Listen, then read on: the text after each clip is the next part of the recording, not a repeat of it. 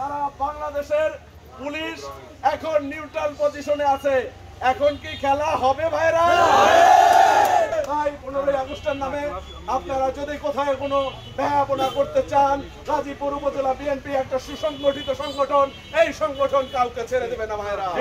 এবং কি আওয়ামী লীগের যদি কোনো ভাই আমার কণ্ঠস্বর শুনতে পান, আপনাদের কাছে আহ্বান, গাজীপুরের সম্প্রীতি নষ্ট করার কোনো চেষ্টা করবেন না। যে হাত সম্প্রীতি নষ্ট করার জন্য উঠবে, সেই হাত আমরা ভেঙে তার পকেটে তুলে দেব। মূল্যবান বক্তব্য দিবেন আমাদের জাতীয়তাবাদী যুবদল গাজীপুর উপজেলা শাখার সংগ্রামী আহ্বায়ক রুস্তম মাহমুদ লিখন।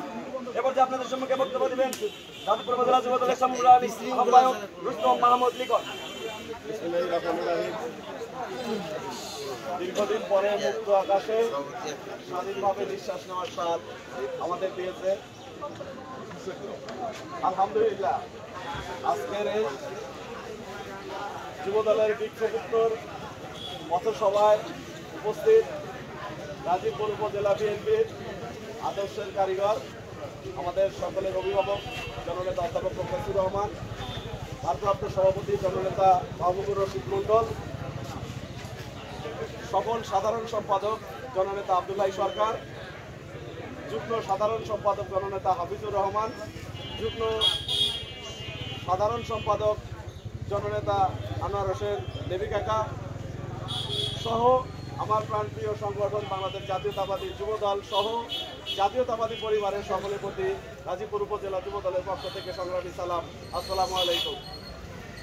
একটা কথা আমরা সবসময় শুনে এসেছি, যদি পুলিশকে নিউট্রাল করে দেওয়া হয়, যদি পুলিশকে থামিয়ে দেওয়া হয়, তাহলে নাকি বিএনপির একবার খেলা দেখাতে চায়, একবার মাঠে খেলতে চায়, ঠিক কিনা?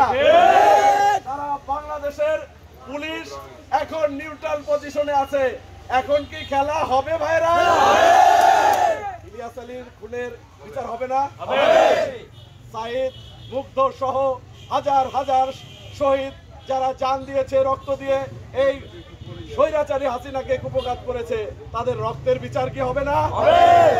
আমরা শুধু আজকে এইটুকুই বলতে চাই, আপনারা সংবিধানের দোহাই দিয়ে আমাদের ঘাড়ের উপরে, জাতির ঘাড়ের উপরে অনেক অন্যায় চাপিয়ে দিয়েছেন। আগামীকাল সারা বাংলাদেশে জাতীয় শোক দিবস নামের যে বেহায়াপনা জাতীয় ছুটি ঘোষণা করা হয়েছিল, তা সাংবিধানিকভাবে বাংলাদেশের বর্তমান সরকার ব্যবস্থা বাতিল করেছে ভাই। তাই 15 আগস্টের নামে আপনারা যদি কোথায় কোনো ব্যবহার করতে চান, গাজীপুর উপজেলা বিএনপি একটা সুসংগঠিত সংগঠন, এই সংগঠন কাউকে ছেড়ে দেবে না ভাইরা। আমি বলতে চাই, ভারতের দোসর, আওয়ামী লীগের ভোট চোরের দোসর, আমাদের অধিকার কোনো ভোটে আমাদের জিততে দেয়নি। আপনাদের নিশ্চয়ই মনে আছে 2008 সালের ভোটের কথা, বিশেষ করে 2014 সালের ভোটের কথা, কিভাবে ষড়যন্ত্র করে তখনকার আমাদের ঘোড়ামার্কার প্রার্থী অধ্যাপক মোখলেসুর রহমানকে হারিয়ে দেওয়া হয়েছে। আমরা কোনো ঘরে, কোনো টেলিভিশনের রুমে অথবা কোনো চায়ের আড্ডায় আমরা মুখ খুলে কথা বলতে পারি নাই।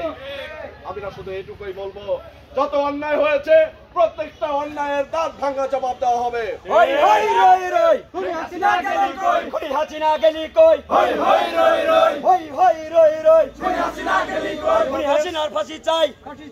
বাংলাদেশ স্বাধীন হয়েছে, বাংলাদেশ 71 সালে যে স্বাধীনতা পেয়েছিল, ওই ষড়যন্ত্রকারী দলের জন্য এই স্বাধীনতা ছিল শুধু সমাজের উচ্চবৃত্ত মানুষের জন্য, নিম্নবৃত্ত খেটে খাওয়া মানুষের জন্য।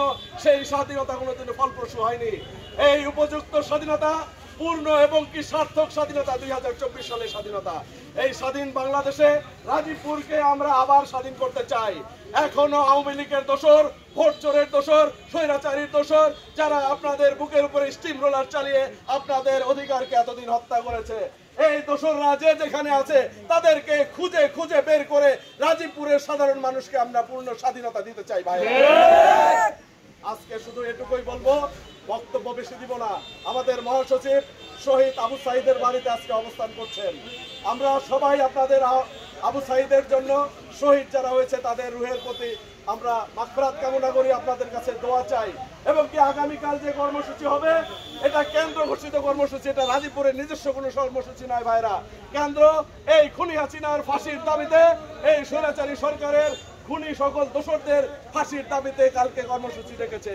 আমি চাই যারা মোহনগঞ্জ, কোদালকাটি বিভিন্ন গ্রাম পাড়া মহল্লা থেকে এসেছেন তারা অবশ্যই সবাইকে খবর দিবেন। কালকে আমরা অতি আনন্দ ঘন পরিবেশে ইনশাআল্লাহ আমাদের স্বাধীন রাজীবপুরের স্বাধীন রাস্তায় স্বাধীন বক্তব্যের মাধ্যমে সেই সমস্ত খুনিদের ফাঁসির আন্দোলন করবো ইনশাআল্লাহ। আগামীকালকের আন্দোলন হবে একটা সার্থক আন্দোলন। আমরা কিন্তু এখনো ক্ষমতায় যাই নাই, মনে রাখতে হবে, আমরা কিন্তু এখনো ক্ষমতায় যাই নাই। আমরা কেবল মাত্র স্বাধীনতার যে সুফল, স্বাধীনতার যে স্বাদ সেটা ভোগ করতেছি। তাই আমার দলের সকলের প্রতি আহ্বান থাকবে নেতৃত্বের শৃঙ্খলা মেনে আমরা এ সময়টা মোকাবেলা করব এবং কি আগামী দিন যেন তারেক রহমানের বীরের বেশে বাংলাদেশে আসতে পারে এবং কি আপসীন মা, আপসীন নেত্রী, গণতন্ত্রের মা বেগম খালেদা জিয়াকে যেন আমরা তার যে ত্যাগের যে অবদান সেটার যেন স্বীকৃতি দিতে পারি। সংগ্রামী ভাইরা, আগামী দিন ইনশাআল্লাহ আগামীকাল যে কর্মসূচি রয়েছে রাজীবপুর উপজেলা যুব দলের পক্ষ থেকে সবাইকে আহ্বান জানাই স্বতঃস্ফূর্তভাবে অংশগ্রহণ করবেন ইনশাআল্লাহ। আমাদের আন্দোলনের মাধ্যমেই রাজীবপুরের যে স্বাধীনতার অসমাপ্ত কাজ রয়েছে আমরা সেসব সমাপ্ত করব। সংগ্রামী ভাইরা, ছাত্ররা যে রাজীবপুরে হুমকির মুখে, মায়ের মুখে, পুলিশের মুখে দাঁড়িয়ে যে আন্দোলন করেছে সেই সমস্ত ছাত্র নেতাদের আমরা অভিবাদন জানাই। রাজীবপুর বাজারের যে সমস্ত দোকানদাররা 4 তারিখের আন্দোলনে দোকান বন্ধ করে আন্দোলনকারীদের আমাদের সাথে সাড়া দিয়েছেন, রাজীবপুর বাজারের সকল বণিক সমিতিদেরকে আমরা ধন্যবাদ জানাই। আমার দলের প্রত্যেকটা নেতাকর্মীদের যারা সারা বাংলাদেশের অন্য এলাকার মতো নয়, রাজীবপুরের শান্তি রক্ষার জন্য, সম্প্রীতি রাজনীতি রক্ষা করার জন্য কোনো আওয়ামী লীগের দোকান বন্ধ করে নাই, কোনো আওয়ামী লীগকে বাজারে আসা বন্ধ করে নাই, কোনো আওয়ামী লীগের বাড়ি পোড়া দেয় নাই, ঘর দখল করে নাই। আমি রাজীবপুর উপজেলা বিএনপি পরিবারকে আমার ব্যক্তিগত পক্ষ থেকে এর জন্য ধন্যবাদ জানাই এবং কি আওয়ামী লীগের যদি কোনো ভাই আমার কণ্ঠস্বর শুনতে পান, আপনাদের কাছে আহ্বান, রাজীবপুরের সম্প্রীতি নষ্ট করার কোনো চেষ্টা করবেন না। যে হাত সম্প্রীতি নষ্ট করার জন্য উঠবে সেই হাত আমরা ভেঙে তার পকেটে দিয়ে দেব। সংগ্রামী সহযোদ্ধা ভাইরা, আবার আগামীকাল রাজপথে দেখা হবে বৃহৎ পরিসরে এই আশাবাদ ব্যক্ত করে, শহীদদের আত্মার প্রতি মাগফিরাত কামনা করে, আমাদের কেন্দ্রীয় নেতা যারা খুন হয়েছেন তাদের রুহের প্রতি মাগফিরাত কামনা করে, যারা এখনো জেলে আছেন বা জেল থেকে সদ্য মুক্তি পেয়েছে তাদের সমবেদনা জানিয়ে এবং কি আন্দোলনকারী ভাইরা রাজীবপুরে যারা মামলা খেয়েছেন, আন্দোলনের সময় পালিয়ে থেকেছেন এবং কি অনেক দুর্যোগ কষ্ট সহ্য করে এখনো টিকে আছেন, তাদের প্রতি অভিবাদন জানিয়ে আমি আমার বক্তব্য শেষ করছি।